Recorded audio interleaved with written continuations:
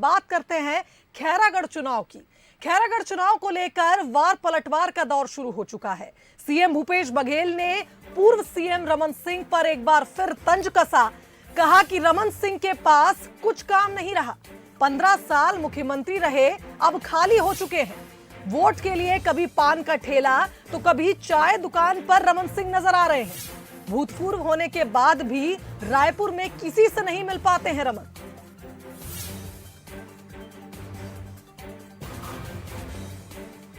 अभी अब उसके पास अब उस पान ठेला वाले बोले बहुत दिन बाद आए, 15 साल मुख्यमंत्री रहे तो उस पान ठेला में गए नहीं थे। अब जब खाली हो गए वोट लेना है तो पान ठेला पहुंच गए, चाय दुकान, यहाँ तो वैसे भी किसी को उपलब्ध नहीं होते भूतपूर्व होने के बाद भी। अब क्योंकि चुनाव आ गया तो उसके पास कहने करने कुछ नहीं है, तो चाय पी रहे हैं, पान खा रहे हैं। तो बता दें कि पूर्व सीएम रमन सिंह पर एक बार फिर मुख्यमंत्री भूपेश बघेल ने तंज कसा है और वार पलटवार का दौर लगातार देखने को मिल रहा है।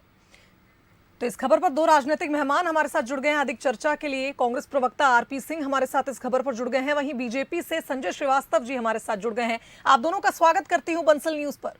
नमस्कार संजय जी, ये पहली बार नहीं है जब सीएम भूपेश बघेल रमन सिंह के वजूद पर सवाल उठा रहे हो। इस बार तो चुटकी लेने के अंदाज में उन्होंने वजूद पर सवाल उठाए हैं। उनका कहना है कि अब वे पूरी तरह खाली हो चुके हैं, रमन सिंह को अब कोई काम नहीं है।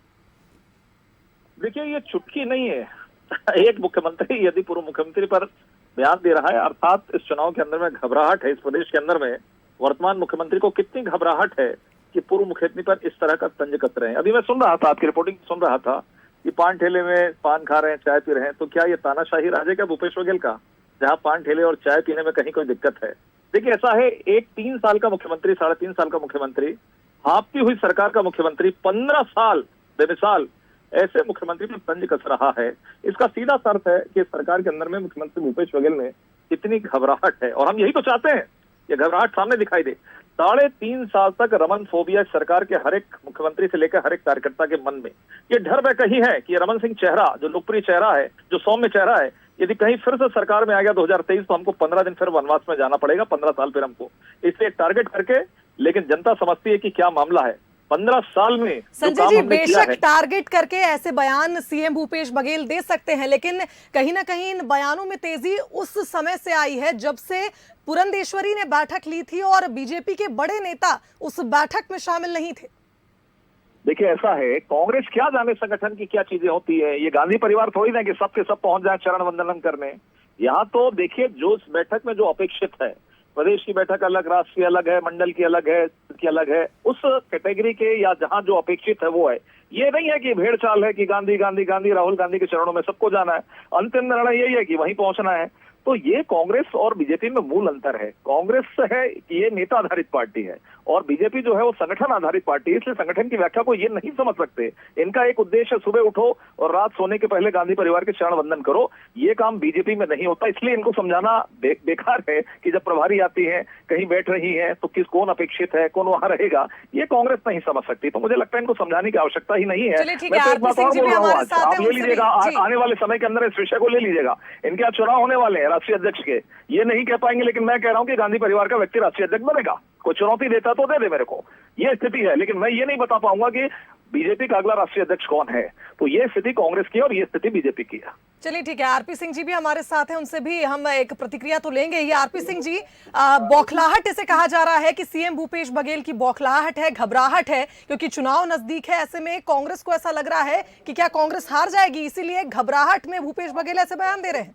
देखिए, जिसके अंदर घबराहट होती है वो उपचुनाव में दूसरे प्रदेश के नेताओं को उधार में मांग रहे हैं कि केंद्रीय मंत्री प्रहलाद पटेल को मध्य प्रदेश से बुलाया गया, फग्गन सिंह कुलस्ते केंद्रीय मंत्री को मध्य प्रदेश से बुलाया गया, मध्य प्रदेश के मुख्यमंत्री शिवराज सिंह जी आ रहे हैं कल यहाँ प्रचार करने के लिए।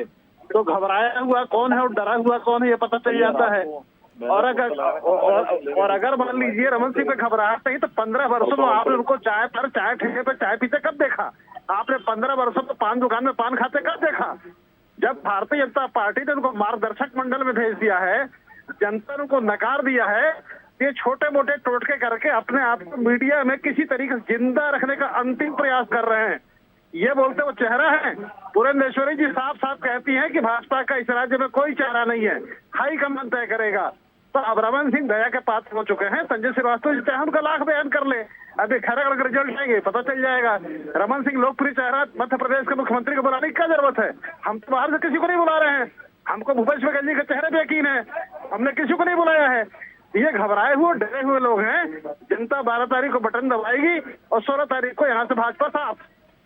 चलिए ठीक है, देखना होगा कि जनता किसका साथ देती है और किसका बटन दबाती है, और 12 तारीख को ये स्पष्ट भी हो जाएगा। बहुत धन्यवाद आप दोनों राजनीतिक मेहमान का इस खबर पर हमारे साथ जुड़ने के लिए। तो देखिए, ये पहली बार नहीं है जब पूर्व सीएम और सीएम के बीच में वार पलटवार शुरू हुआ हो। इससे पहले ट्विटर वॉर भी दोनों के बीच हुआ जब खैरागढ़ को जिला बनाने पर रमन सिंह ने सवाल उठाए थे। उसके बाद लगातार हम देख रहे हैं सीएम भूपेश बघेल रमन सिंह की चुटकी लेते नजर आ रहे हैं। उनके वजूद पर कई दफा सवाल उठा चुके हैं। एक बार फिर उन्होंने सवाल उठाया जिस पर बीजेपी का कहना है कि ये कांग्रेस की घबराहट है जिसके चलते मुख्यमंत्री ऐसे बयान दे रहे हैं।